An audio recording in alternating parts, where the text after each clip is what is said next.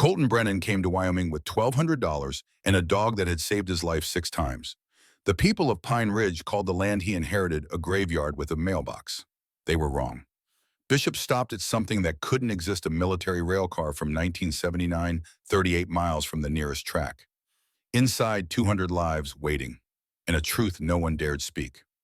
Miracles don't ask permission before they arrive. The Ford F-150 cut through December old like a blade through winter silence. 247 miles. Colton had counted every one. His hands gripped the steering wheel at 10 and 2. Old habit. SEAL habit. The kind that kept you alive when everything else wanted you dead. Gray-blue eyes tracked the road ahead. Not watching. Hunting. For threats that weren't there anymore. The scar at his right temple caught the morning light. Small. Clean. The kind you got when shrapnel kissed you instead of killed you. He wore the same clothes he'd worn for 3 days. Olive field jacket with elbows worn thin. Red and navy flannel beneath it. Cargo pants the color of old moss. Brown leather boots that had walked through sand and snow and blood. The watch on his left wrist didn't tell time anymore. Just ticked. A rhythm he'd learned to breathe by. In the passenger seat, Bishop sat perfectly still. German Shepherd, 7 years old. Black and tan coat thick against the cold. Ears up, forward, locked on something outside the window. The dog hadn't relaxed since they crossed the Montana border. A long scar ran down his left side. Cobble, 2018. The same day Bishop saved Colton's life for the 3rd time. The tactical harness across his chest was faded navy. No patches, no tags. Just a handle on top. For extraction. For control. For the moments when words wouldn't work. Bishop's breathing was slow. Controlled. Not a pet. A partner. Colton glanced at him. Easy. The dog's ears flicked. Acknowledged, but he didn't stand down. Ahead, a sign emerged from the white. Pine Ridge, Wyoming. Pop, 7A or 2. Eastensville, 1891. Colton let out a breath he didn't know he'd been holding. The town appeared like a photograph left too long in the sun. Faded, worn, leaning into the wind. Main Street ran 2 blocks. Wooden storefronts with chipped paint. A diner with a neon sign that flickered even in daylight. One gas station that looked like it doubled as a hardware store and gossip exchange. A few trucks parked at angles. All American. All old. Colton pulled into the gravel lot outside Maggie's diner, engine ticking as it cooled. He sat there, staring at the door. Bishop turned his head, looked at him, not asking, observing. Yeah, Colton muttered, I know. He stepped out into cold that bit through the jacket. 18 degrees, maybe colder with the wind. The air smelled like wood smoke and diesel and something older. Pine sap frozen in the bark. Earth that hadn't thawed since October. Bishop jumped down beside him, moved close to Colton's left leg. Tactical position. They walked toward the diner. Inside, warmth hit like a wall. Coffee, bacon grease, something baking in the back. 6 people scattered across red vinyl booths. All of them over 60. All of them stopped talking when the door opened. Colton felt their eyes, measuring, judging. An older woman behind the counter looked up. 55, maybe 60. Tired eyes, hair pulled back in a bun that had given up trying. Sit anywhere, hun. Colton took a booth in the back. Bishop sat beside the table. Not under it, beside it, watching the room. 2 ranchers in the booth nearest the window leaned toward each other, voices low, not low enough. That him, gotta be, Samuel's nephew. Poor bastard, inheriting that cursed land. Ain't land, it's a coffin you can walk on. The first man snorted. 3 people died up there before Samuel. Then Samuel himself, froze to death in the snow. Wolves dragged half the livestock into the trees. Boys inheriting a money pit with ghosts. Colton didn't react, kept his face still. Blank. He'd heard worse. In places where worse came with bullets. The waitress walked over. Brenda, according to the name tag. She set down a laminated menu. Coffee. Please, she poured, steam rising between them. You're Samuel Brennan's nephew. Not a question. Yeah. Brenda studied him. Not unkind, just careful. You planning to stay up there? Thinking about it. She shook her head, slow, like she was watching him step into traffic. That land, 3 people died before your uncle. Then Samuel. Folks say it's cursed. Colton met her eyes. I don't believe in curses. Brenda's mouth tightened. Belief don't change what's true. She walked away. Colton stared into his coffee. Black, no sugar. Bishop shifted beside him, a small movement, attention redirected. Colton followed the dog's gaze. The two ranchers were still talking. Louder now, meant to be heard. Selah heard, came back broken. PTSD, saw it in my cousin after Iraq. They don't come back right. And he's got that dough. Terry, do you know what those things are trained to do? Colton's jaw tightened, muscle working under the skin.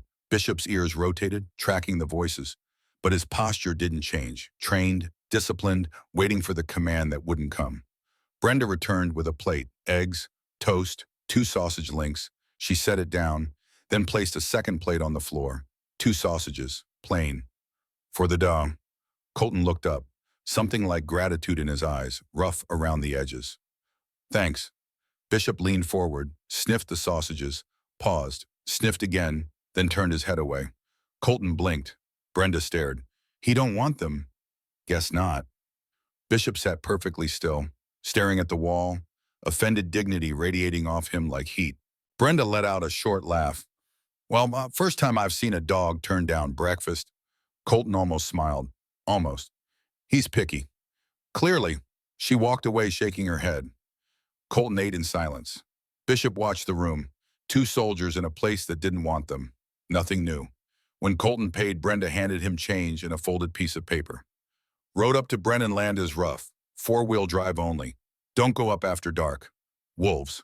Colton nodded. Outside, the wind had picked up. Snow swirling across the gravel like white ghosts. Bishop jumped into the passenger seat. Colton climbed behind the wheel. He sat there, engine idling, staring at the mountains. Blackwood Ridge rose in the distance.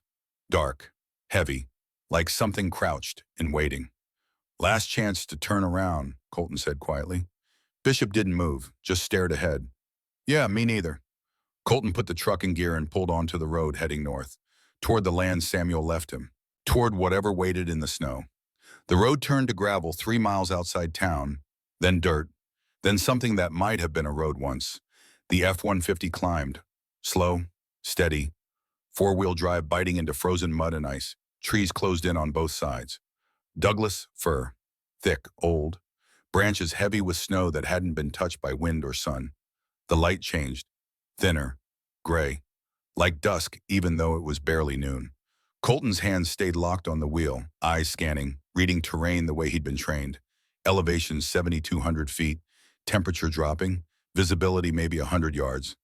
Bishop's ears pricked forward, focused, not relaxed, alert. Colton glanced at him. What do you hear? The dog's breathing stayed even, but his posture tightened, muscles coiled. Something was wrong, not danger. Not yet. But wrong. Ahead the gate appeared, rusted iron, leaning to one side, held up by a single hinge that had outlasted hope. A wooden sign hung from a chain. Half the letters were missing, but Colton could still read it. Brennan Land, no trespassing. Eston, 1923. Bullet holes peppered the wood. Old, rust-edged. Colton stopped the truck, stared at the sign. 101 years, 4 generations. And now it came down to him, a man who couldn't even keep his own squad alive. He pushed the thought down, deep, where all the other thoughts went to die. Bishop suddenly stood, rigid. A low growl rolled through his chest, not loud, just present. Colton's hand moved toward the glove box. Stopped. No weapon. He didn't carry anymore. Couldn't trust himself with one. Easy, boy. Bishop's growl didn't stop.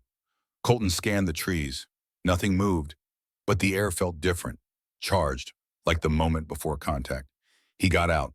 Cold slammed into him, breath fogging. The gate groaned when he pushed it open, metal scraping frozen ground. He climbed back in, drove through. Behind them, the gate swung shut. Slow, final. The road wound higher, narrower. Snowdrifts piled against the trees. Bomb. No tracks, no footprints, nothing that said anyone had been here in months. Bishop suddenly barked, sharp, explosive. The first sound he'd made since Montana. Colton hit the brakes. The dog launched himself out the open window before Colton could react. Bishop! But the dog was already gone, running west, disappearing into the white. Colton threw the truck into park, grabbed his coat, stumbled out into knee-deep snow. Bishop, stay. The command echoed, swallowed by the trees. No response. Colton ran, boots punching through the crust, lungs burning in the thin air. He could see Bishop ahead, black and tan shape weaving through the pines, not chasing prey, tracking. Colton followed, branches whipping his face, snow finding every gap in his clothing, his heartbeat hammered, not from exertion, from memory. Kandahar, 2017, Night Patrol. Bishop running ahead, stopping, barking. Tango 6, we have contact. Execute, execute, execute. The explosion, the screaming, Torres and Sullivan never coming home. Colton shook his head, hard, pulled himself back. Here, now, Wyoming. Bishop stopped. Colton caught up, gasping, bent over with hands on his knees. When he looked up, the air left his lungs. It shouldn't exist. That was Colton's first thought. His second was quieter, more dangerous. Samuel knew. The military rail car sat in a clearing 40 feet wide, snow piled against its sides, trees pressing in like they were trying to hide it, 40 feet long, maybe 12 feet high. The paint was faded olive drab, military green from another era. Stenciled letters across the side barely visible, DODX-47182, Department of Defense, experimental authorized personnel only. The windows were covered, welded shut with steel plates. The door was solid, reinforced. A padlock hung from the handle, cut, recently. The metal was bright where the bolt cutters had bitten through. Colton moved closer, slow, every sense firing. Bishop stood in front of the door, hackles up, not growling now, just waiting. Colton knelt beside him. You smell something. Bishop's nose worked the gap under the door, frantic, controlled. Colton reached for the handle, stopped. Something inside him screamed, walk away, get in the truck, leave. But Bishop was here, and Bishop didn't stop unless there was a reason. Colton grabbed the handle, cold burned through his glove. He pulled. The door screamed, metal on metal, rust and age fighting movement. It slid 6 inches, 12, 2 feet, light spilled inside. And Colton froze. The rail car wasn't empty. Cages lined both walls, stacked 3 high, steel mesh, clean, organized. Inside the cages, animals, dogs, cats, rabbits, chickens, a pair of goats in the back, 200, maybe more, all alive, all watching him. Colton's breath caught. This wasn't abandonment. This was care. Fresh water in the dishes, food scattered in the bowls, straw clean and dry. Someone had been here, recently. Bishop stepped inside, calm now, moving between the cages like he was inspecting troops. The animals didn't panic, didn't bark or hiss or scatter. They watched the dog, quiet, familiar, like they knew him. Colton stepped inside. The air was warmer here, not heated, but insulated, protected. He walked down the center aisle, taking it in. A filing cabinet stood against the far wall, green metal, military issue. Beside it a desk, folding table really, covered in notebooks. Colton opened the top drawer of the cabinet. Files, hundreds of them. He pulled one at random. A photograph slipped out. A Dachshund, German Shepherd, thin, ribs showing, eyes clouded white, blind. Written on the back in shaky handwriting. Found March 12, 2018. Lab 4B reject. Apex said euthanized. Lied. Colton's hands shook. He opened another file. Cats, 12 of them, patchy fur, chemical burns visible on their skin. July 22nd, 2020, 47 total. Apex reported disposed, rescued from incinerator truck. Another file. A little girl, maybe 9 years old. Blonde hair, blue eyes wide with fear, standing in this very rail car, surrounded by animals. February 15th, 2021. Lily survived, only one. Can't let them find her. Colton set the photo down, carefully, like it might shatter. His throat was tight. On the desk, a cassette recorder set half buried under papers. Old. Sony, the kind from the 80s. A tape was still inside. The battery indicator showed 8%. Colton pressed play. Static hissed, then a voice. Rough, tired, scared. His uncle's voice. Cole, if you're hearing this, I didn't make it. Colton's chest constricted. Apex isn't just burying toxins. They're testing on living things. Dogs, cats, rabbits, and, God forgive them, children. A long pause. Breathing. Ragged. I found 12 kids in Lab 4B. 11 didn't survive the trials. Lily, she's the only one, 9 years old. I hit her. They think she's dead. If they find out, another pause. I exposed the burial sites, sent evidence to the EPA. They're coming for me now. I can hear them outside. 3 days until the hearing. I won't make it. The voice cracked. Cole, I know you carry guilt. I know you think you fail everyone. But you didn't fail. You survived. And survival means something. If you have a dog, listen to it. Dogs know things we don't. They see what we're afraid to. Protect the evidence. Protect Lily. And Cole, don't run. Not this time. A crash. Loud. Close. Samuel's breathing sped up. They're here, Cole. They're... The tape stopped. Silence swallowed the railcar. Colton stood there, hands still on the recorder. Bishop pressed against his leg. Solid, warm, real. Outside a sound. Faint, distant. An engine. Colton's head snapped up. He moved to the door. Looked out through the gap. Through the trees, maybe 100 yards out, a shape moved. A truck. Black. Diesel. Dodge Ram 2500. Driving slow. Searching. Colton pulled back, heart pounding. Bishop's ears went flat. The truck stopped. A door opened. Footsteps. Crunching snow. Colton pressed himself against the wall, barely breathing. The footsteps came closer. Stopped. Right outside the rail car. A shadow fell across the gap in the door. Colton's fists clenched. Then the footsteps moved away. The truck door slammed. The engine roared to life. Slowly the sound faded. Colton waited, counting heartbeats. 60, 90, 120. Finally he moved to the door, pushed it open. The clearing was empty. But in the snow, fresh tire tracks cut deep ruts, circling the railcar. Whoever it was, they'd been looking, and now they knew someone was here. Bishop stepped out beside him, scanned the trees. Colton looked down at the dog. Samuel knew, he said quietly. He knew they'd come. Bishop's tail dropped, stiff, vertical, ready. Colton pulled the door shut, as much as it would move. He turned toward the trees, toward the cabins somewhere beyond, toward whatever his uncle had left him. Not just land, a war. And this time Colton couldn't run from it. Come on, boy, he whispered. Together they walked into the white. Behind them the railcar stood silent, holding 200 secrets, and one truth no one was ready to hear. The cabin materialized through the snow like a memory half forgotten. Single story, log construction, roof sagging on the left side where decades of Wyoming winters had pressed down and never let go. One window was boarded, another cracked. The porch steps were uneven, worn smooth by boots that would never climb them again. Samuel's truck sat beside the cabin, a 1987 Chevy K10, rust eating through the wheel wells, tires flat, windshield thick with dust and ice. Colton stopped at the edge of the clearing. Bishop stood beside him, still, watching. Smoke rose from the chimney, thin, gray, recent. Someone was inside. Colton's pulse quickened. Not fear, recognition, the feeling before contact, before the world split into before and after. He moved forward, slow, deliberate. Bishop stayed at his left hip, tactical spacing. The porch groaned under Colton's weight, wood protesting. He reached for the door. It opened before he touched it. An old woman stood in the doorway, late 60s, maybe older, white hair pulled back in a loose bun, face weathered like canyon stone, eyes pale blue, sharp. She wore a heavy wool coat over flannel, work gloves, boots caked with snow and something darker, mud or manure. She looked at Colton, no surprise, no fear, like she'd been expecting him. You're Colton.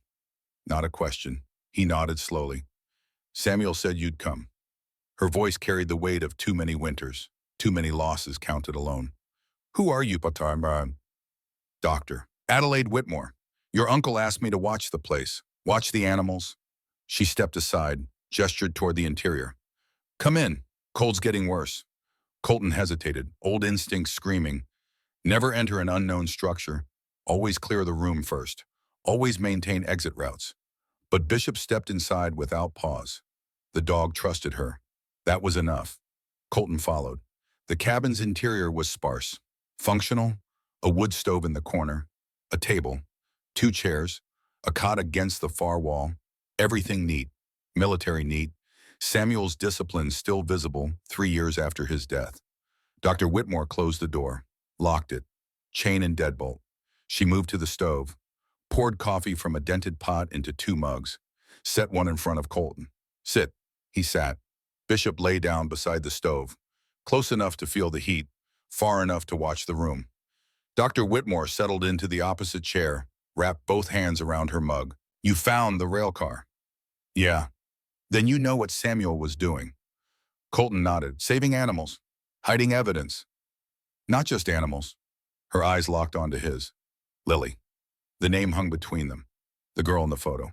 Yes, 12 years old now. She was 9 when Samuel found her. February 15th, 2021. Lab 4B had an incident. Explosion. Chemical leak. Apex reported 12 test subjects deceased. Children. Dr. Whitmore's voice didn't shake, but her knuckles went white around the mug. 11 died. Lily survived. Hid in the ventilation system for 6 hours. Samuel was doing a midnight supply run. He heard her crying.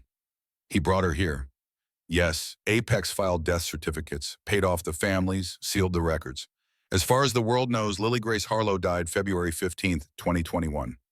Colton felt something cold settle in his stomach. She's been hiding for 3 years.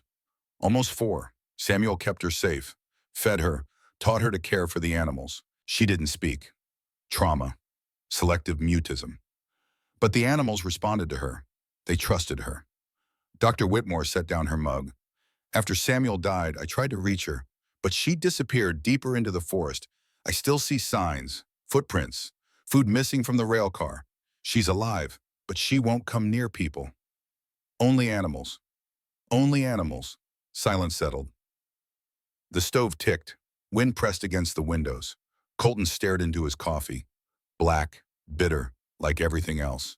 How did Samuel die? Dr. Whitmore's face hardened. March 17th, 2021. He was preparing for the EPA hearing. Had evidence, photographs, soil samples, testimony from former Apex employees. She stood, walked to the window, stared out at the white. They found him at the base of Red Canyon Cliff, 200-foot drop. Sheriff ruled it accidental, said Samuel slipped on ice while hiking. But he didn't. Samuel was a mountain guide for 30 years. He didn't slip. She turned, met Colton's eyes. They pushed him, and they made it look like the land finally got him, like the curse everyone talks about. Colton's jaw tightened. Apex. Victor Callahan specifically. He handles community relations, which means he handles problems, quietly. And the sheriff does what he's told. Apex employs 200 people in this county. You don't bite the hand that feeds. Colton stood, walked to the window beside her. The forest stretched endlessly, white, silent, hiding everything. Why didn't you go to the FBI State Police? With what Samuel's evidence burned in a barn fire 3 days after he died. Convenient timing. The animals are just animals. Lily is legally dead, and I'm just an old woman who talks to us. Her voice cracked, just slightly. I've kept them alive, the animals, for 3 years, waiting. Samuel said someone would come, someone who wouldn't run. She looked at Colton. He said you'd know what to do. Colton shook his head, slow, heavy. He was wrong. I'm good at failing, not fixing. He didn't think so. He didn't know me. Dr. Whitmore studied him, reading something in his face. You're afraid you'll fail them, like you think you failed before. Colton's throat tightened. Kandahar, the radio, the explosion, Torres and Sullivan in flag-draped coffins. I know I will. And yet you're still here. Colton didn't have an answer for that. Bishop stood, walked to the door, ears up, alert. Dr. Whitmore frowned. What is it? The dog growled, low, continuous. Colton moved to the window, pulled back the curtain. A black Lexus ES rolled into the clearing. New, expensive, out of place. It stopped beside Samuel's old Chevy. The door opened. A man stepped out.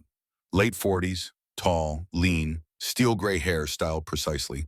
Charcoal suit under a wool overcoat. Leather gloves. Briefcase. He looked at the cabin, smiled. Not warmth, calculation. Dr. Whitmore whispered a single word. Callahan. Colton watched through the gap in the curtain. Callahan walked toward the cabin, unhurried, confident, like he owned the ground beneath his feet. Bishop's growl deepened. Stay, Colton said quietly. The dog obeyed, but his body remained coiled. Ready, a knock, 3 sharp raps.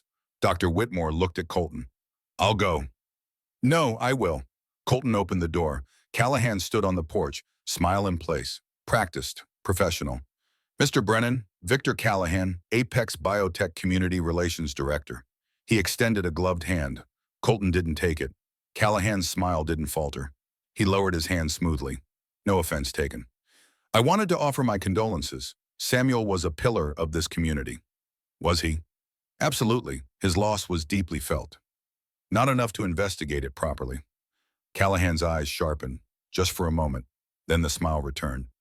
The sheriff conducted a thorough review. Tragic accident. These mountains are unforgiving. So I've heard. Silence stretched between them. Callahan shifted the briefcase to his other hand. May I come in? It's quite cold. No, another flicker. Controlled. Suppressed. Of course, I won't take much of your time. I'm here with an offer. Apex would like to purchase Brennan land. Not interested. You haven't heard the terms. Don't need to. Callahan's smile thinned. Mr. Brennan, you've inherited 50 acres of undeveloped wilderness. No power, no water, no road access beyond that trail. The land has significant complications. What kind of complications? Tax liens, zoning violations, environmental concerns. The county has been lenient given Samuel's situation. But now that the estate is transferring, he let the sentence hang. Colton stared at him, flat, unreadable. How much? $575,000, cash. Immediate transfer. You could relocate somewhere more manageable. Somewhere your PTSD might be better accommodated.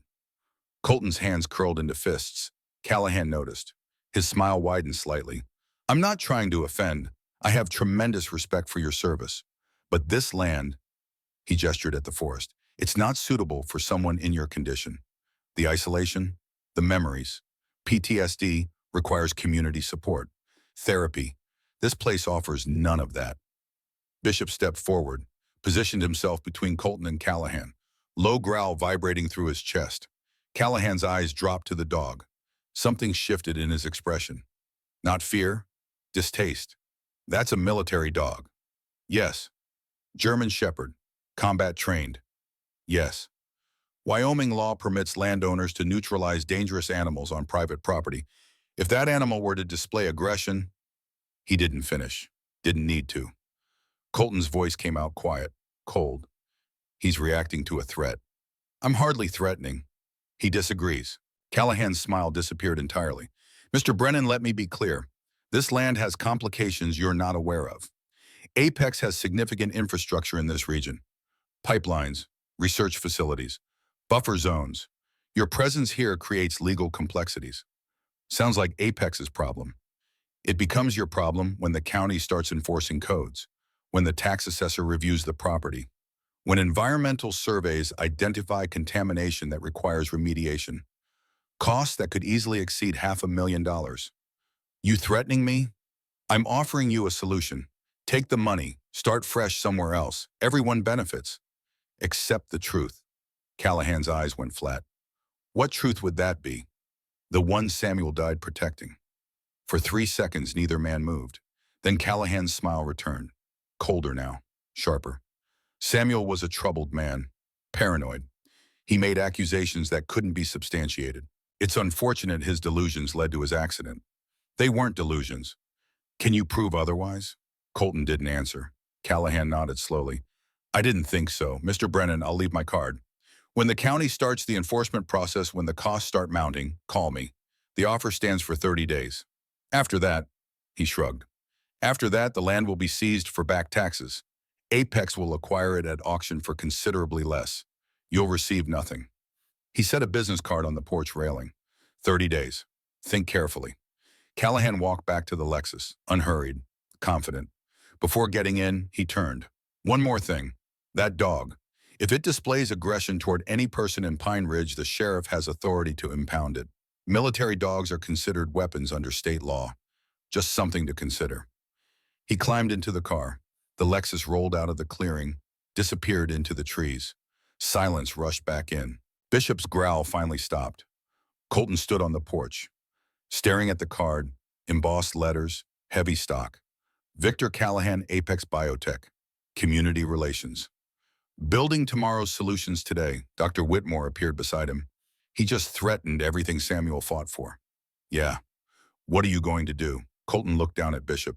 The dog sat perfectly still, watching the road where the Lexus disappeared. I don't know yet, but he was lying. He knew exactly what he was going to do. He just didn't know if he'd survive it. That night, Colton packed 2 duffel bags, everything he owned, clothes, sleeping bag, the folder containing his discharge papers, $1,200 in cash, Samuel's cassette tape. Bishop watched from beside the stove, not moving, just observing. Colton worked in silence, efficient, practiced, the same way he'd packed before every deployment. Except this time he was deploying away, running again. Doctor. Whitmore had gone back to her house in town. She'd return in the morning to feed the animals. Colton would be gone by then. He zipped the second bag, set it beside the door, looked around the cabin one last time. Samuel's life reduced to dust and shadows. We're leaving at 0600, Colton said quietly. Bishop didn't move. Colton walked to the window, stared out at the darkness. The rail car was out there, somewhere into the trees. 200 animals, waiting. Lily, somewhere in the forest, alone. Samuel's voice on the tape, don't run, not this time. Colton's hands shook. He pressed them flat against the cold glass. I can't do this, he whispered. I can't save them. I couldn't even save my own men. Bishop stood, walked to Colton, pressed against his leg, solid, warm, real. Colton looked down.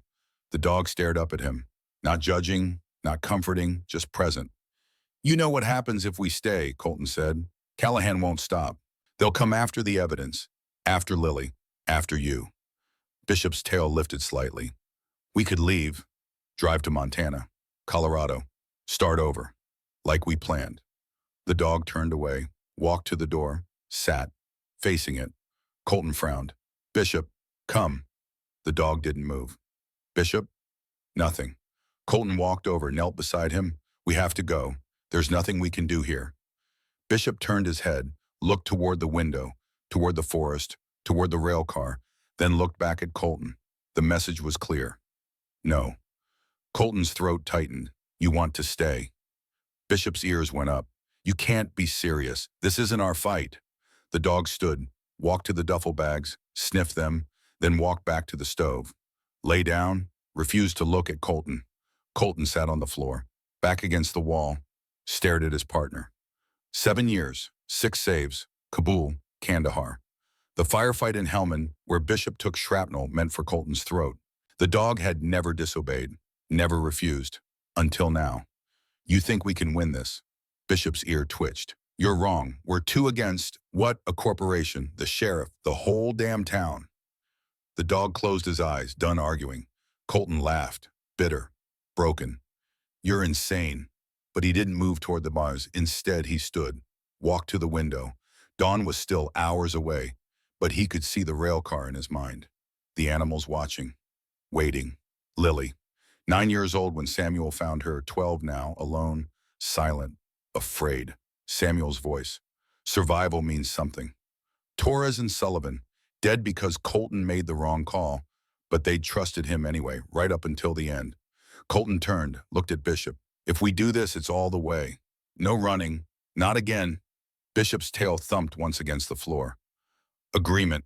Colton walked to the bags, unpacked them, slowly, every item going back where it came from.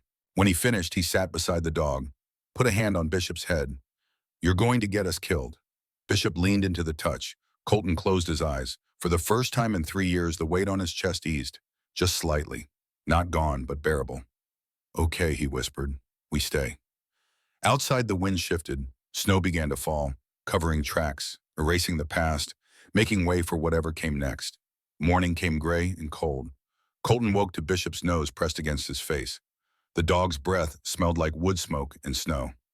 I'm up. Bishop backed away, sat, waited. Colton dragged himself upright, every muscle protesting. The cabin was freezing. Fire had died sometime in the night. He rebuilt it, slow, methodical, fed Bishop, made coffee, sat at Samuel's table planning something he had no business planning. If they were staying, they needed fortification, shelter, supplies, information.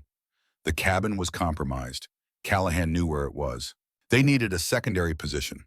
Colton pulled out the topographic map Dr. Whitmore had left, traced the property lines, the ridges, the approaches. There, a plateau, 800 yards northwest. Good sight lines, defensible. He'd set up a camp. Basic. Enough to bug out if Callahan came back. By noon, Colton was sweating despite the cold. He'd hauled tent poles, stakes, a tarp, sleeping gear. Bishop supervised, occasionally offering opinions through head tilts and strategic positioning. Colton set the first pole, adjusted the angle, set the second. The tent sagged, badly. One side drooped at 30 degrees. The other side compensated by leaning 15 degrees the opposite direction. Colton stepped back, stared. That's functional. Bishop sat, tilted his head, exactly 30 degrees, matching the tent's angle. His expression radiated judgment. Colton blinked. You're criticizing my shelter. Bishop's head tilted further, now 45 degrees. The universal dog expression for this is a disaster. Colton looked at the tent, looked at the dome, back to the tent. It'll hold. Bishop stood, walked away, lay down 20 feet distant, faced away from the tent, refusing to acknowledge its existence. Colton almost laughed. First time in 3 years. Fine, I'll fix it. He spent another hour adjusting, tightening, restaking. The tent eventually stood mostly upright. Mostly. Bishop inspected it, sniffed the entrance, walked inside, walked out, sat, one ear up, one ear down. The dog equivalent of, I suppose this will suffice. Colton shook his head. You're worse than my drill instructor. Bishop's tail thumped once. High praise. They spent the rest of the day organizing. Food, water, first aid, the cassette recorder, Samuel's notebooks, everything they'd need if things went sideways. And things would go sideways. Colton knew that like he knew his own heartbeat. As the sun dropped toward the mountains, Colton sat outside the crooked tent. Bishop lay beside him. The forest was silent, still, waiting. We need to find Lily, Colton said quietly. Bishop's ears pricked forward. If Callahan knows she's alive, she's in danger, and we need her testimony. The dog stood, looked toward the trees. Something in his posture changed.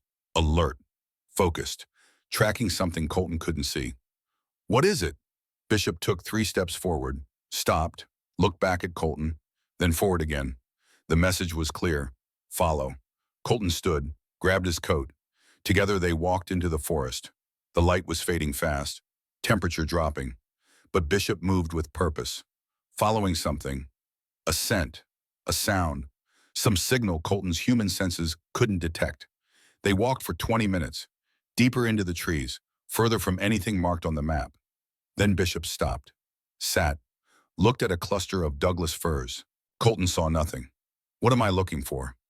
Bishop didn't move, just stared. Colton approached the tree slowly, scanned the shadows.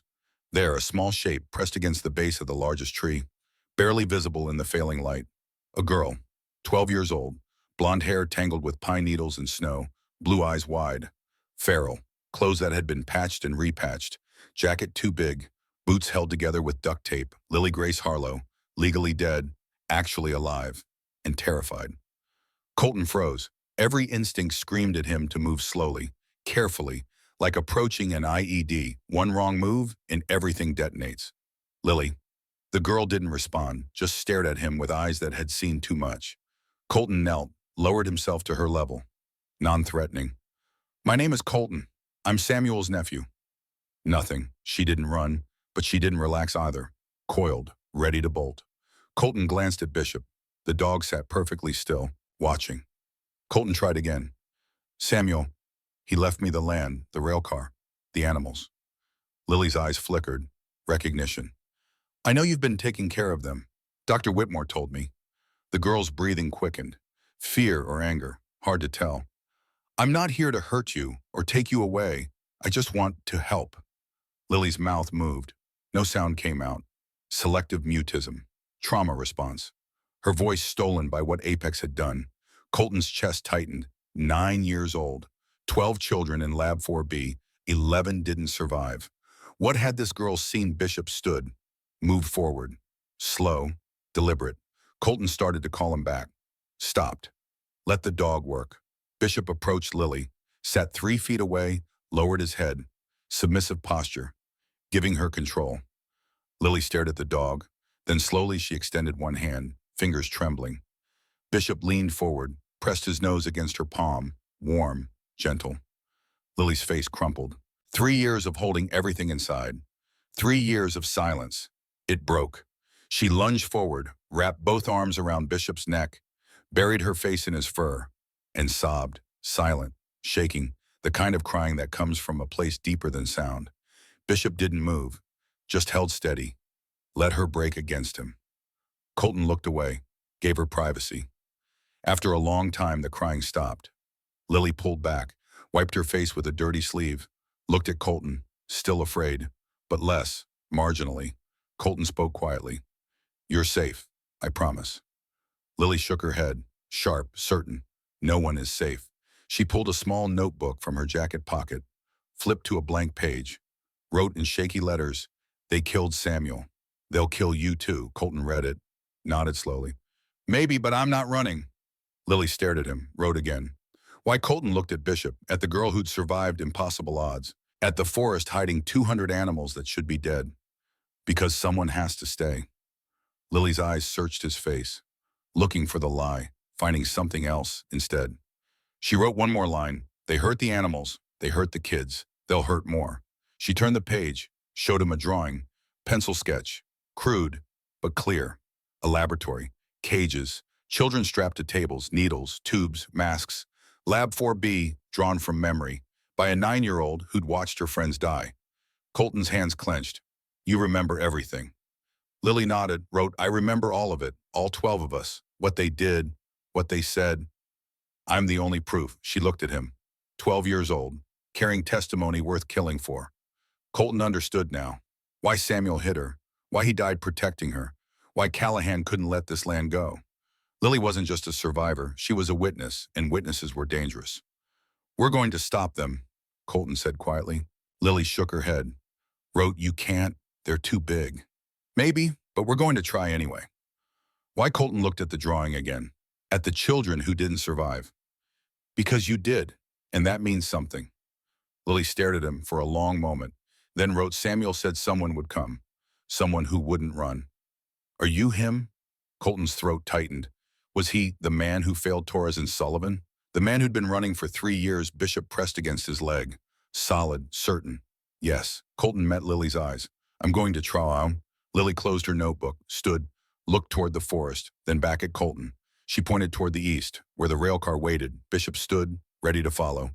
Colton rose. Together the three of them walked through the darkening trees, toward 200 animals who needed protecting, toward evidence that could bring down Apex, toward a fight Colton had no business winning. But Bishop believed, and Lily hoped, and that would have to be enough. Behind them the first stars appeared, cold, clear, unforgiving, watching what came next. The gathering storm. December in Wyoming didn't ask permission. It took. The sky turned the color of old bruises 2 days after they found Lily. Purple-black clouds rolling over Blackwood Ridge like smoke from a battle already lost. Colton stood outside the cabin, watching. His legs still throbbed, the burns healing slow. Each step a reminder of what fire cost. Bishop sat beside him, nose lifted, reading the air. The dog's posture had changed. Tense, anticipatory. Something was coming. Not just weather. Dr. Whitmore's truck pulled into the clearing. She climbed out, moved fast for a woman her age, face tight with worry. "Radio says lightning storm, dry lightning, no rain." Colton's jaw tightened. Dry lightning in winter. Rare. Dangerous. The kind that started fires in places fire shouldn't exist. When tonight, maybe sooner. Western Ridge is under red flag warning. She looked at the sky, then at him. The animals need to be moved. If fire starts near the railcar, there's no time. No water source. Nothing to stop it. Colton knew she was right. But moving 200 animals in a lightning storm was suicide, and they had nowhere to move them to. The cabin couldn't hold them. The barn Samuel had used burned 3 years ago. Apex made sure of that, 3 days after Samuel died. Convenient timing, always convenient. "We need help," Dr. Whitmore said quietly. "Who's going to help? The town thinks we're crazy. Callahan owns the sheriff. Everyone else is too scared to." "Not everyone." She pulled out her phone, showed him a text from Eli Santos, 61. Former Marine, owner of the feed store in Pine Ridge. "Heard you're staying. Weather's coming. If you need hands, I'm in. Wade 2. Below that another text from Wade Fisher, 58, rancher. Lost his daughter to cancer 5 years ago. Apex promised Emily treatment, promised experimental trials. She died waiting in a hospital room while they buried evidence. Whatever you're doing up there, count me in. I've got trailers. Colton stared at the messages. Two men, veterans both of them, different wars, same scars, against a corporation, against weather, against impossible odds. It wasn't enough. But it was more than he'd had yesterday, more than he'd had in 3 years. Tell them to bring trucks, trailers, anything that can carry livestock, and tell them to hurry. Dr. Whitmore nodded, started typing. Bishop suddenly stood, ears locked forward. A low rumble built in his chest, not aggression, warning. Colton turned. The western sky had gone black. Not gradually, instantly. Like someone dropped a curtain. Thunder rolled across the mountains. Deep, sustained, the kind that rattled bones and shook windows. Then the first bolt, white hot, splitting the sky in half. It struck a ridge 2 miles west. A dead pine exploded, flames erupting from the trunk like a match struck in the dark. Colton's heart kicked hard against his ribs. It's starting. Another bolt, closer this time. This one hit a Douglas fir half a mile out. The tree didn't explode. It ignited. Top to bottom in 3 seconds, 100-foot candle burning against the black sky. Wind picked up, cold, fierce, unnatural, pushing the flames east, toward Brennan Land, toward the rail car, toward 200 lives that couldn't run. Dr. Whitmore grabbed Colton's arm, her grip surprisingly strong. We have to go, now. They ran. Colton, Dr. Whitmore, Bishop, through the forest, boots crunching frozen ground. Colton's burned legs screaming with every step. He ignored it. Had to. The sky strobed, lightning every 10 seconds now. Thunder constant, overlapping. A war drum that never stopped. Smoke appeared on the wind, thin at first, then thicker. The smell hit. Pine resin burning. Chemical. Wrong. Like the smell of burning plastic mixed with Christmas trees. Bishop ran ahead, leading, not panicked, purposeful. The dog knew where they needed to be. They broke into the clearing where the rail car sat. Eli Santos was already there. Ford F-250 backed up to the door. Livestock trailer attached. Wade Fisher beside him. Older Chevy with a dual-axle trailer. Empty and waiting. Both men looked at Colton. No questions, no judgment, no hesitation. Just ready. Eli nodded once. Tell us what you need. Colton felt something shift in his chest, not hope. Something steadier. Purpose. We load the small ones first, he shouted over the rising wind. Rabbits, cats, chickens, anything that can stack in crates. The dogs and goats last. They can walk if we run out of space. Eli moved to his truck bed.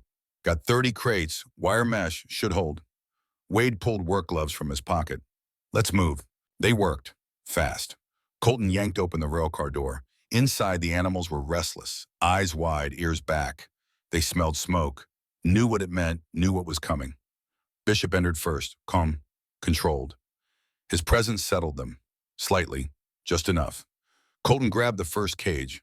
Rabbits, 6 of them huddled together. Ran it to Eli's truck. Came back. Another cage. Cats, 4. Hissing but not fighting, Wade took it. Loaded it with practiced hands. Dr. Whitmore worked the birds. Chickens clucking frantically. Ducks silent with fear. 2 geese that hissed but didn't bite. They fell into rhythm. Grab, run, load, return. No wasted motion, no wasted breath. The sky kept splitting. Closer now, each bolt brighter than the last. Flames visible through the trees. Orange fingers reaching. Smoke thickened, gray turning to black. Colton's lungs burned. Sweat froze on his face despite the effort. He lost count of trips. 15, 20, 30. His shoulders screamed. The burned leg nearly buckled twice. Kept moving. Had to. Bishop worked beside him, herding the dogs that could walk, guiding them gently toward the trucks. Calm, steady, never faltering. Even when ash started falling like snow. Then Lily appeared. She'd been hiding deeper in the forest, watching from her usual spot.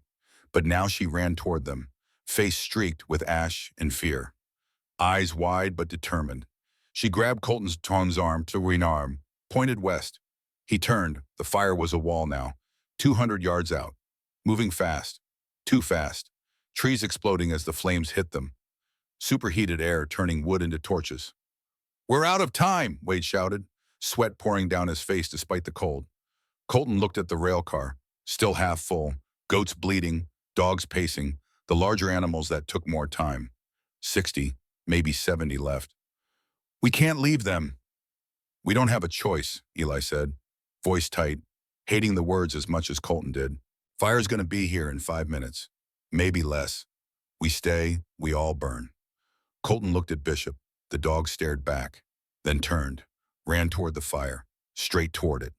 Bishop Boripa, but the dog didn't stop, didn't hesitate. Colton's world narrowed to a single point.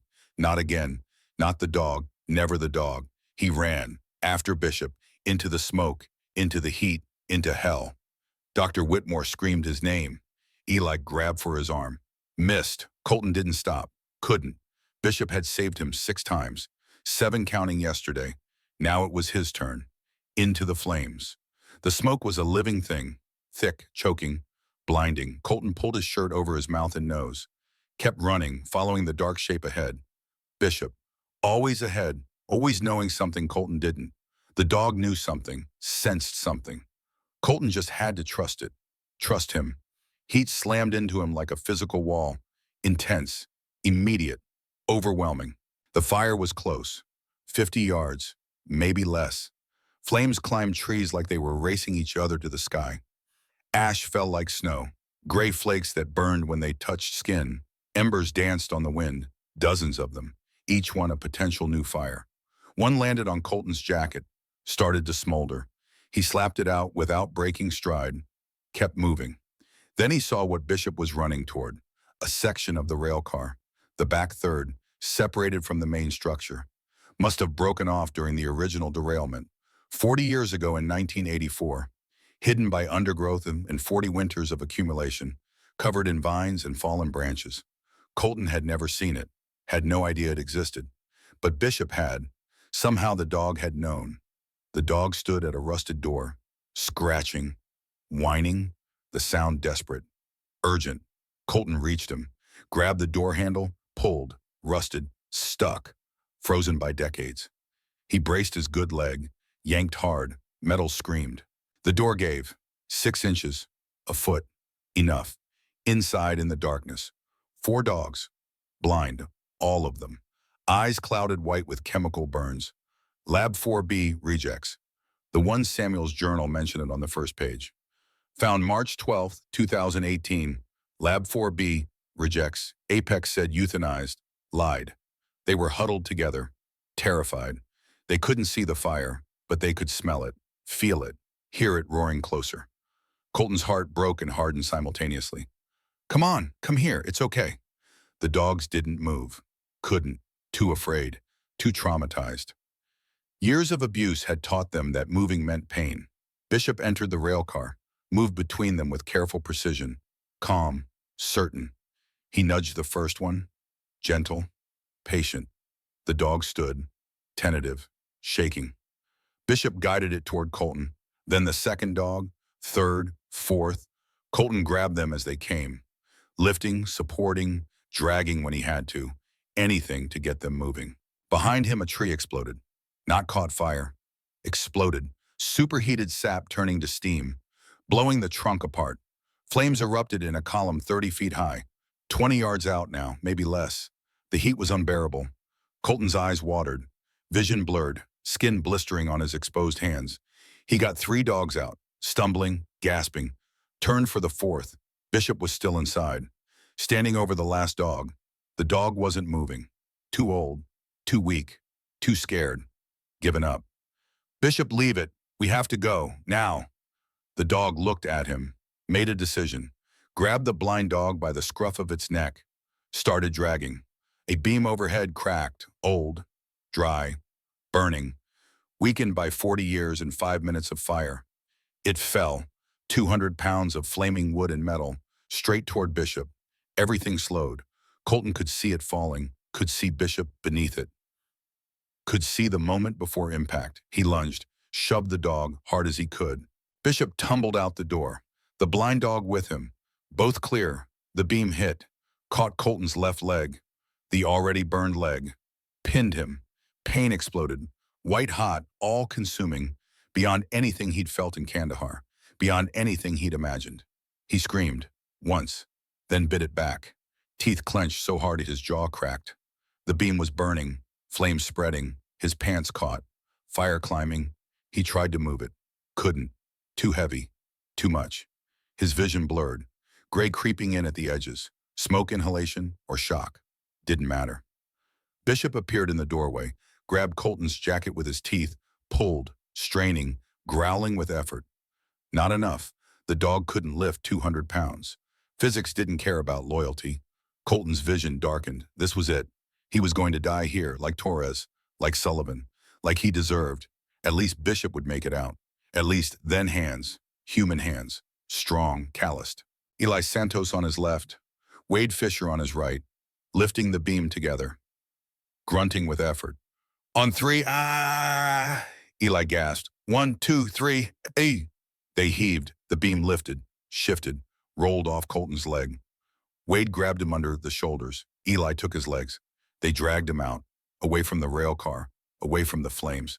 Bishop ran alongside them, never leaving. The world spun, sky, ground, fire, smoke, all mixed together in a kaleidoscope of pain and chaos. He felt himself being carried, heard voices shouting, Bishop barking. Then the world tilted sideways and went dark. The price of survival. Colton woke to pain in motion. The pain was immediate, specific, left leg. The motion was the bed of Eli's truck bouncing over rough road. He tried to sit up. A hand pushed him down, gentle but firm. Dr. Whitmore's face swam into focus above him. Don't move. Legs burned. 2nd degree on top of the previous burns. Could be 3rd in places. Could be worse if you thrash around. They were moving fast. Too fast for the terrain. The truck's suspension groaning. Colton turned his head. Bishop lay beside him, panting hard, tongue lolling, fur singed along his entire left side. Left ear scorched, the tip gone, soot covering his muzzle, but alive, breathing, present. The 4 blind dogs they'd saved huddled together against Bishop's belly, seeking comfort, protection, finding it. The others, Colton rasped, voice like gravel and smoke. We got them, Wade's voice from the driver's seat, tight with adrenaline. Every single animal, all 200. Eli and I went back for the last load while you were... He didn't finish, didn't need to. The fire, still burning, but it hit the creek bed, stopped there, took 40 acres, maybe more, but it stopped. Dr. Whitmore unwrapped the bandages on his leg, winced, started cleaning, each touch agony. Colton gritted his teeth, refused to make a sound. 40 acres, gone, but 200 lives saved. He'd take that trade every single time. His leg throbbed in pulses that matched his heartbeat. Each one a reminder, each one a price paid. Dr. Whitmore worked quickly, efficiently. Clean bandage, burn cream, antibiotics from a first aid kit. You're an idiot, she said quietly, running into fire like that. Had to. No, you chose to. There's a difference. She met his eyes, hers were wet. Samuel would have done the same thing. Exactly the same damn thing. Colton didn't answer. Couldn't. The truck hit a bump. Pain spiked. He gasped despite himself. Bishop whined, low, concerned, distressed. Colton reached out, ran his hand over the dog's head, careful around the burned ear, around the singed fur. Good boy, he whispered. Good boy. Bishop's tail thumped, once. Weak. But there. Even through the pain, Colton noticed something. Bishop had positioned himself directly on top of Colton's backpack. The backpack containing Samuel's cassette tape, the notebooks, the evidence, protecting it. Even now, even burned and exhausted, duty before comfort. You're guarding evidence, Colton rasped, in the middle of everything. Bishop's tail thumped again. Priorities. Dr. Whitmore shook her head, small smile breaking through the worry. That dog has his head on straighter than most people. Wade laughed from the front seat, short, sharp, the kind of laugh that keeps you from crying. The truck slowed, stopped. They were at Dr. Whitmore's house, small, blue, at the edge of Pine Ridge. Eli and Wade carried Colton inside, set him on the couch, careful, gentle, like moving something that might shatter. Bishop limped in behind, refused to be carried, wouldn't leave Colton's side even to save his own strength. Lily appeared in the doorway. She'd ridden in Wade's truck with the animals, face streaked with ash and tears. She saw Colton, saw the bandages, saw the blood seeping through. Her face crumpled. She ran to him, buried her face against his shoulder, silent sobs shaking her small frame. Colton wrapped one arm around her. "It's okay. We're okay." She shook her head against his chest, pulled back, grabbed her notebook, wrote with shaking hands, "You almost died. You almost died saving dogs you didn't even know existed." Why Colton looked at the four blind dogs, huddled together on a blanket Dr. Whitmore had spread. Safe now, confused but safe. "Because they deserved it," he said quietly. "Because someone had to. Because if I didn't, I'd be just like the people who hurt them." Lily stared at him, then wrote, "Samuel said that too, word for word, before he died." Something tight wrapped around Colton's chest. He looked at Dr. Whitmore. She was setting up an IV fluids, antibiotics, hands steady despite her age. "You need a hospital," she said, not looking at him. "No." "Colton, no hospitals, no records. Callahan can't know we were there. Can't know the animals survived. Can't know anything."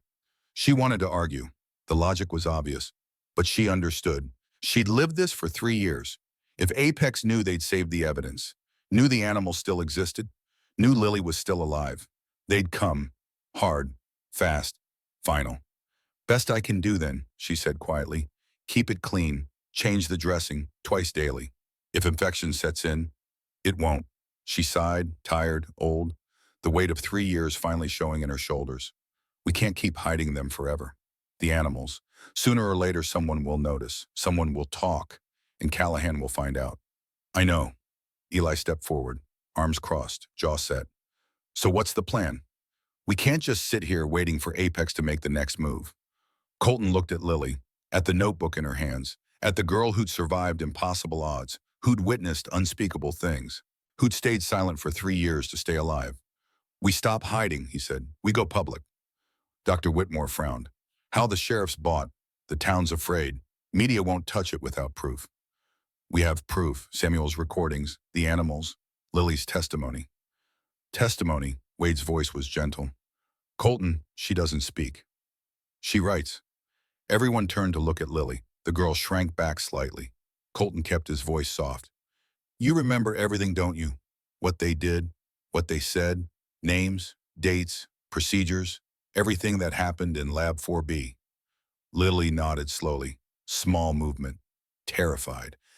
"Would you be willing to write it down, all of it? Everything you saw?" Her hand trembled. The notebook shook.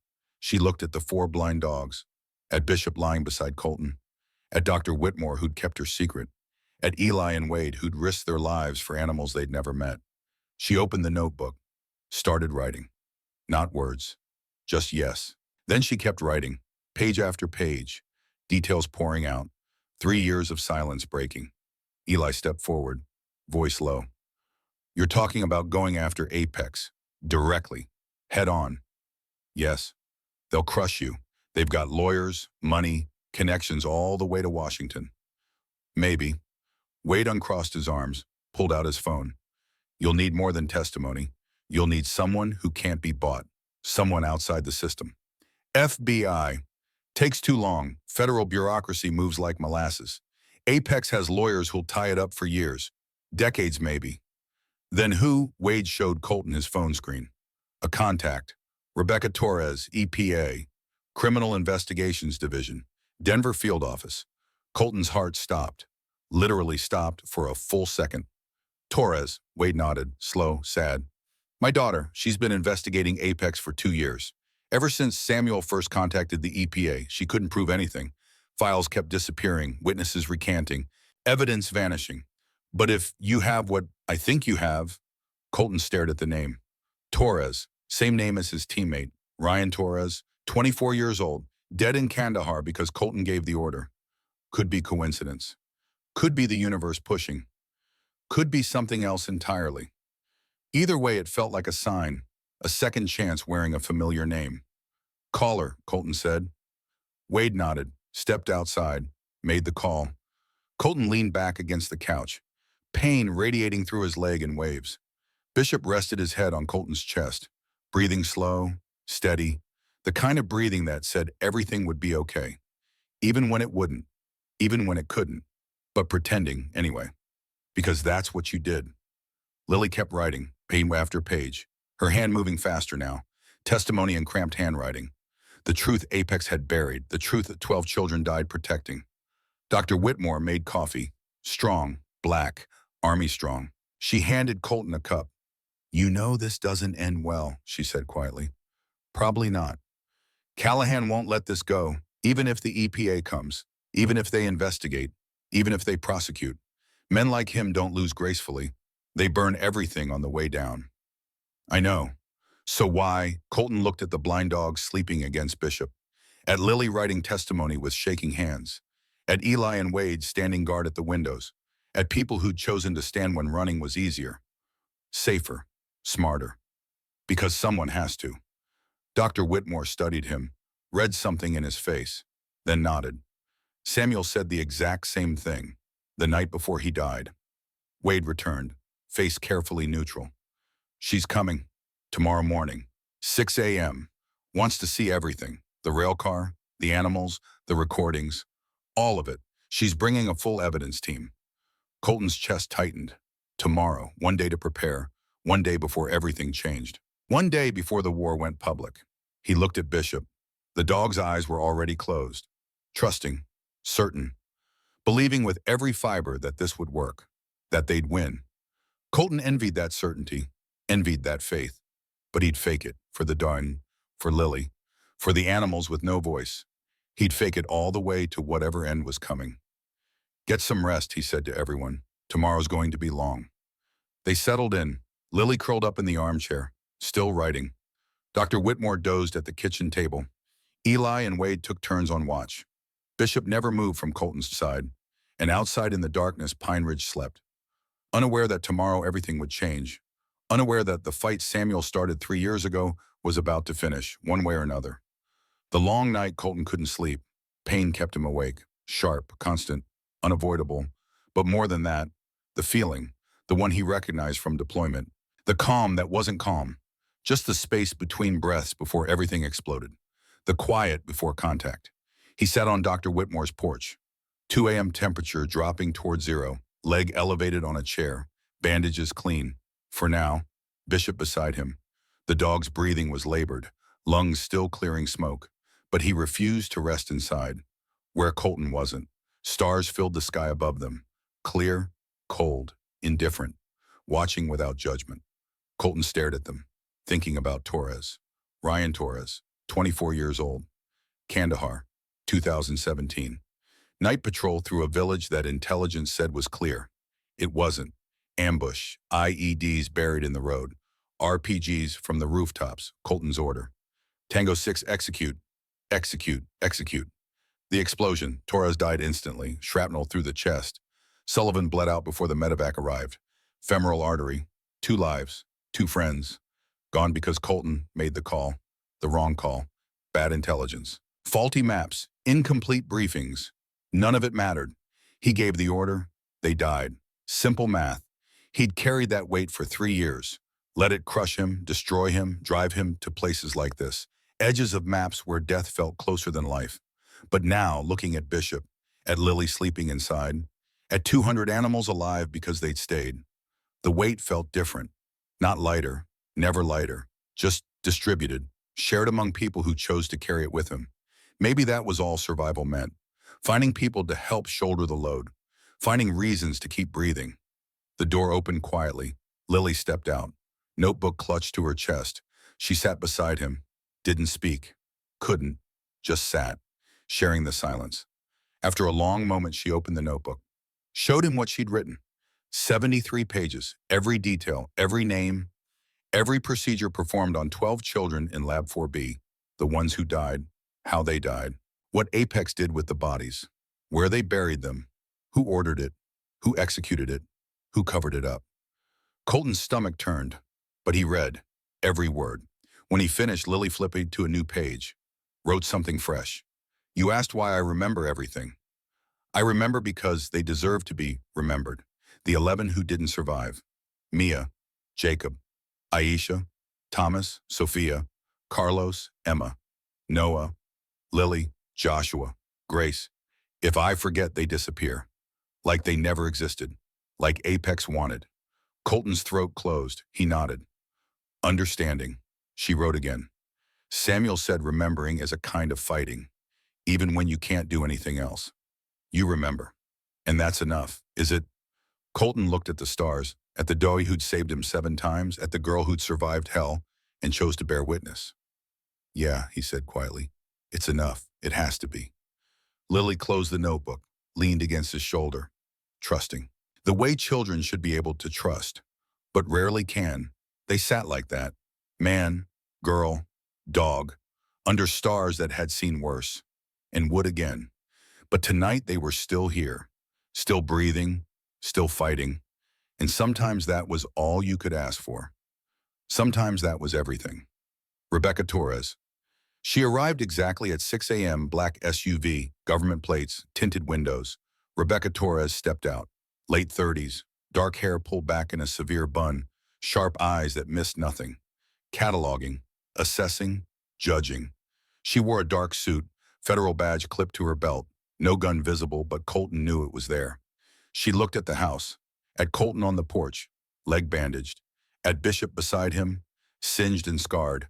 Her expression didn't change. Professional, controlled. But something flickered when she saw the dog. Recognition. Maybe something more. She walked up the steps, extended a hand. Rebecca Torres, EP at Criminal Investigations Division. Colton shook it. Her grip was firm, confident. Colton Brennan. She glanced at his bandaged leg. Fire. Yeah. Saving Samuel Brennan's animals. Not a question. You know about them. I know everything about Samuel. He contacted me 2 years ago, September 2022, said he had evidence of illegal dumping, chemical testing on live subjects, corporate cover-up at the highest levels. She pulled out a tablet, showed him a file, emails, photographs, soil samples, all dated 2022.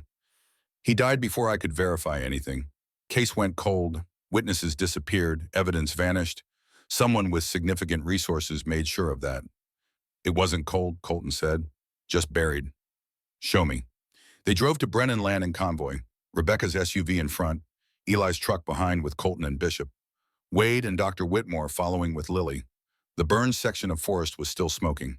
Black, skeletal, dead. 40 acres of destruction.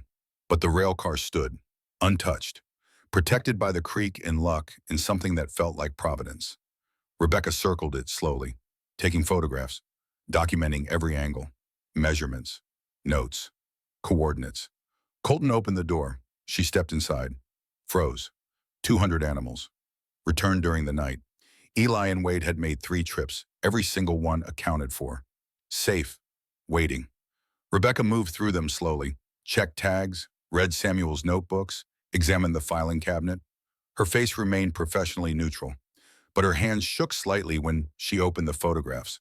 When she saw what had been done, when she found the filing cabinet full of evidence, the photographs of chemical burns, the medical records, the testimony, she stopped, turned to Colton. This is everything Samuel claimed, everything I couldn't prove. Yes. Do you understand what this means? That Apex has been killing for profit. That Apex is going to fight hard. They have lawyers, money, political connections. They'll tie this up in court for years. They'll attack your credibility, your military record, your PTSD diagnosis. They'll destroy anyone who testifies. I know. Rebecca pulled out her phone, made a call. It's Torres. I need a full evidence collection team. Brennan Land, Wyoming, coordinates following, expedited processing. Pause. Yes, I'm certain. Another pause. 12 children. Federal jurisdiction applies. She hung up, looked at Colton. They'll be here in 6 hours. We'll seize everything. Animals, documents, soil samples. The entire site becomes a federal crime scene. And then I build a case. Criminal charges, environmental violations, wrongful death, conspiracy. We go after everyone involved, bottom to top. She glanced at Lily standing in the doorway, small, fragile, terrified but present. If she's willing to testify, Lily held up her notebook. All 73 pages. Rebecca took it, started reading. Her face went pale, actually pale, color draining as she read page after page. My God, she whispered. She looked at Lily, really looked, seeing not just a witness, seeing a survivor. You witnessed all of this, Lily nodded, and you're willing to go on record sworn testimony. You understand what that means.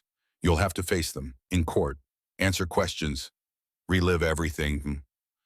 Lily's hand shook, but she nodded again, firm, certain. Rebecca's jaw tightened, voice going hard as steel. We're going to destroy them. Callahan's reckoning. The EPA team arrived, 12 people. Vans, equipment, evidence bags, cameras, laptops, soil sample kits. They worked fast, methodical, every animal documented, tagged, photographed, DNA samples taken, chemical analysis of their food, their water, their environment, prepared for transport to federal holding facilities. Temporary custody until the case concluded. Colton watched from a distance. Bishop beside him. The dog was quiet, watching strangers handle the animals, load them into clean crates. Gentle, professional, trusting. Because Colton trusted. By late afternoon, the rail car was empty, just an old military relic. Rusted, abandoned, holding ghosts instead of lives. Rebecca approached. We have enough, more than enough. Federal prosecutor reviewed the preliminary evidence. We're filing charges tomorrow morning. What happens to the animals? Federal custody, best facilities available, full veterinary care. There'll be evidence until trial concludes. After that, she paused. After that, we'll need somewhere for them to go. She looked at Brennan Land, at the burned forest, at the cabin. You planning to stay? Yeah. Good, we'll need you. As if summoned by the conversation, headlights appeared through the trees. The black Lexus, Callahan. He parked at the edge of the clearing, got out slowly, looked at the EPA vehicles, at Rebecca in her federal jacket, at Colton. His expression didn't change, but something in his eyes did. Something broke, or maybe gave up. He walked toward them, calm, controlled. The last performance. Ms. Torres? Mr. Callahan. I assume you have a warrant. Don't need one. Voluntary cooperation from the landowner. She gestured to Colton. Callahan looked at him. You made a choice. So did you, Colton said quietly. 3 years ago, and every day since. Samuel was a troubled man who died tragically. Samuel was murdered, and you know it. Callahan's mask slipped, just for a second, something human showing through, guilt, regret, fear. Prove it. Rebecca held up an evidence bag, soil sample.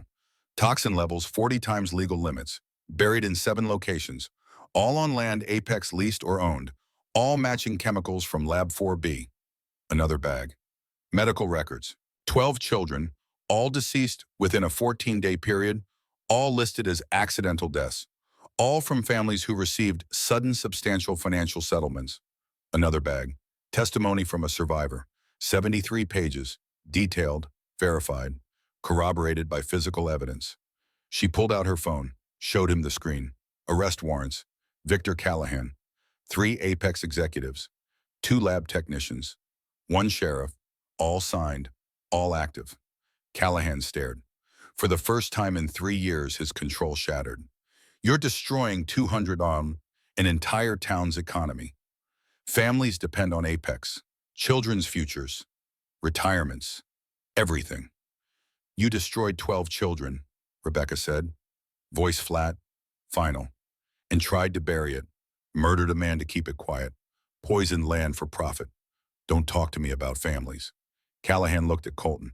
You could have walked away, taken the money, $500,000, started over somewhere else. Put this behind you, put your demons behind you. Yeah. Why didn't you? Colton glanced at Bishop, at Lily standing with Dr. Whitmore, at the empty rail car, at Eli and Wade who'd risked everything for people they barely knew. Because someone had to stay. Callahan studied him, then nodded slowly. Samuel said the same thing, word for word, the night before he died. He reached into his pocket, pulled out an envelope, handed it to Colton. He gave me this, 3 days before his death, said if anything happened to him, I should give it to whoever came next, to whoever stayed. Colton took it, heavy, sealed with wax, his name written on the front in Samuel's shaky handwriting. Callahan turned toward his car. Where are you going? Rebecca called. To resign, to confess, to do what I should have done 3 years ago. He stopped, looked back at Colton. I knew you know. I knew what they were doing in Lab 4B, knew about the children, knew about the chemicals. And I did nothing. His voice cracked. Not because I was evil, because I was scared.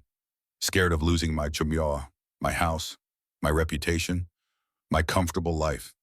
So I let 12 children die, and I killed the one man trying to save them. He met Colton's eyes. I can't undo that. Can't bring them back. Can't give Samuel his life. But I can stop adding to it. Stop letting fear turn me into something worse. Rebecca stepped forward, hand moving toward her badge. We have warrants. You're under arrest. I know. I'm not running. I'll be at the Pine Ridge Sheriff's Office, waiting. He climbed into the Lexus, drove away, didn't look back. Rebecca watched him go. We'll pick him up in an hour. Give him time to settle his affairs. Will it stick the charges? Yes, he knew, he authorized, he covered up, he's complicit in 12 homicides. Accessory to Samuel's murder, conspiracy, environmental crimes. He's going to prison for the rest of his life. She looked at Colton. You did good work here. Colton shook his head. Wasn't me, it was them. He gestured to the people around him. Dr. Whitmore, Eli, Wade, Lily, Bishop. They stayed when I wanted to run. They fought when I wanted to hide. They're the heroes. Rebecca smiled slightly, sad but real. Samuel knew you would, knew you'd be exactly who he needed. How? Because you're his nephew, and Brennans don't run, not when it matters. She walked toward her vehicle. Colton stood there, holding the envelope, feeling its weight. Bishop nudged his hand. Colton opened it carefully. Inside a letter, a photograph, and a key. He read the letter first. Cole, if you're reading this, I'm gone. And you're standing on land that's been in our family for 101 years. 4 generations. All the way back to your great-great-grandfather who homesteaded this ridge in 1923. I know you think you're broken, that you failed, that you don't deserve another chance, that everyone you touch gets destroyed. You're wrong. Failure isn't falling, it's staying down. You got up, you came here, you stayed when leaving was easier. That's all that matters. That's everything. The key opens a box, buried under the cabin's north corner, 3 feet down, wrapped in oilcloth. Inside is everything you need to start over. Money, deeds, legal documents, insurance policies, enough to rebuild, to create something new. Use it to build something, not for me, not for the people who need a place to heal, veterans who can't sleep, animals who've been hurt, children who've lost their way. You know who they are. You're one of them. Don't run, Cole.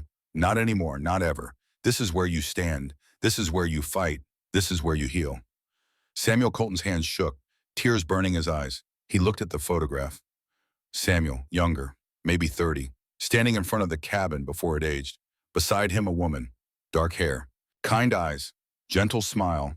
Colton's mother, dead 20 years, but alive in this moment, frozen in time. Perfect. On the back, written in his mother's handwriting, home is where you stop running, sweetheart, where you choose to stand, where you decide that this time you stay, that this time you fight, that this time love is stronger than fear. Colton closed his eyes, breathed, deep, shaking. For the first time in 3 years, the weight lifted. Not gone, never gone. Torres and Sullivan would always be there. The mistakes, the failures, the nightmares, but bearable now, shared, distributed among people who chose to carry it with him. Bishop leaned against him. Lily took his hand. Dr. Whitmore rested a hand on his shoulder. Eli and Wade stood close. Not crowding, just present. Family, not blood, choice. The kind that lasted, the kind that mattered. Colton opened his eyes, looked at the cabin, at Brennan land stretching into the forest, at the place he'd tried to leave, the place that wouldn't let him go. We're staying, he said quietly. Bishop's tail thumped. Lily squeezed his hand. Dr. Whitmore smiled. A good mind, she said, because we've got work to do. 6 months later, summer came to Wyoming like a promise kept. Green replacing white, warmth replacing cold, life replacing death. Colton stood on the hill overlooking Brennan land, Bishop beside him. The dog was older now, 7.5, gray spreading from his muzzle to his eyes. The burned ear healed but scarred, missing the tip, a permanent limp in his left rear leg, but alive, strong, present. Below them, the transformation was complete. The cabin had been rebuilt, expanded. New roof with solar panels, new porch wrapping 3 sides, accessible ramps, wide doors, everything designed for people carrying invisible wounds. A hand-carved sign hung above the door. Cedar, sanded smooth, letters burned deep. Bishop's Haven Sanctuary for Veterans and Rescued Animals, founded 2025. In memory of Samuel Brennan, someone has to stay. 12 veterans live there now, ages ranging from 60 to 78, men who'd served in Vietnam, Desert Storm, Iraq, Afghanistan, men who came home but never arrived, who won their wars but lost their peace. They worked the land, built fences, planted gardens, repaired structures, cared for animals who understood trauma without words, found purpose in feeding things that depended on them, found healing in silence shared with others who understood. Lily was there too, 12 years old, nearly 13, talking now, slowly, carefully, words hard-won, but talking. She ran the education program, teaching kids from 3 counties how to care for rescued animals, how to recognize trauma, how to offer help without demanding healing, how to just be present. Dr. Adelaide Whitmore supervised all medical care, for animals and humans both. She'd moved into a small cabin on the property, refused to leave even when her daughter begged, said she'd spent 3 years keeping Samuel's dream alive in secret, wasn't about to abandon it now that it could breathe. Eli and Wade helped with construction, building additional shelters every month, expanding capacity, creating space for more broken things to heal. The animals were returned, all 200, after the trial concluded, after Apex collapsed, after the executives went to prison. 15 years for Callahan, 25 for the lab director, life without parole for the CEO, federal charges, wrongful death times 12, conspiracy, environmental terrorism. The trial lasted 4 months, made national news. Lily testified for 6 hours, never wavered, never broke, told the truth in words that finally came.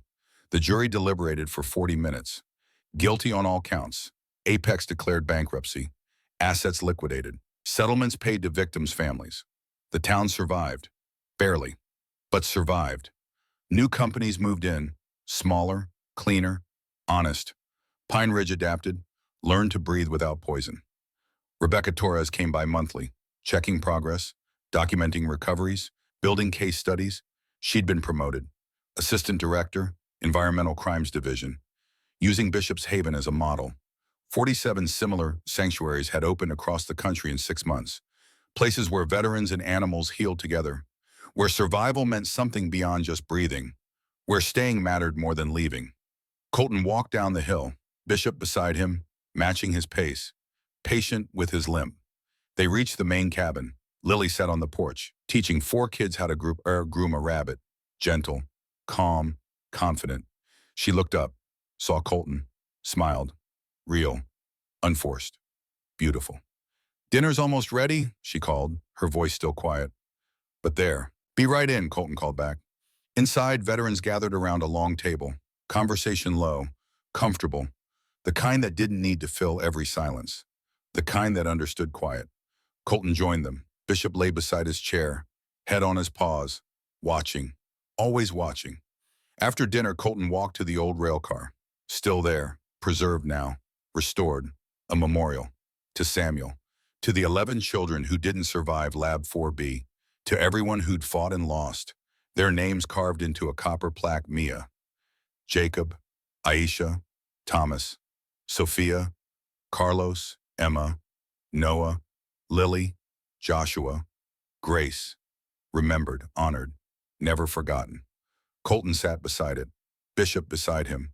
The sun dropped toward the mountains, gold, orange, red, painting the sky like fire.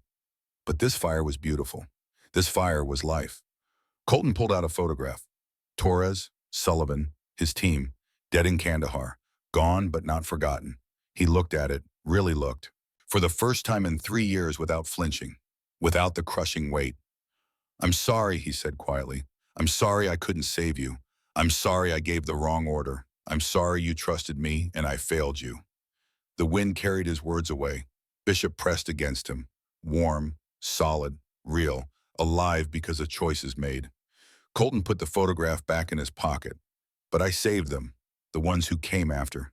Lily, the animals, the veterans who live here now, and maybe that's enough. Maybe that's what you'd want. Maybe that's how I honor you, by staying, by fighting, by not running anymore.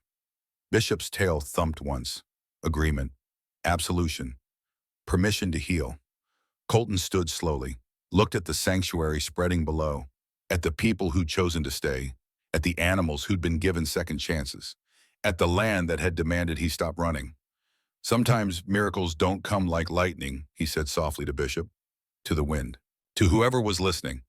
Sometimes they come like a dog refusing to get in the truck, like choosing to stay when leaving is easier, like finding people who'll stand with you when standing means everything, like a girl who survived hell and chose to speak anyway, like two old veterans who risked everything for strangers, like land that holds you until you're ready to be held.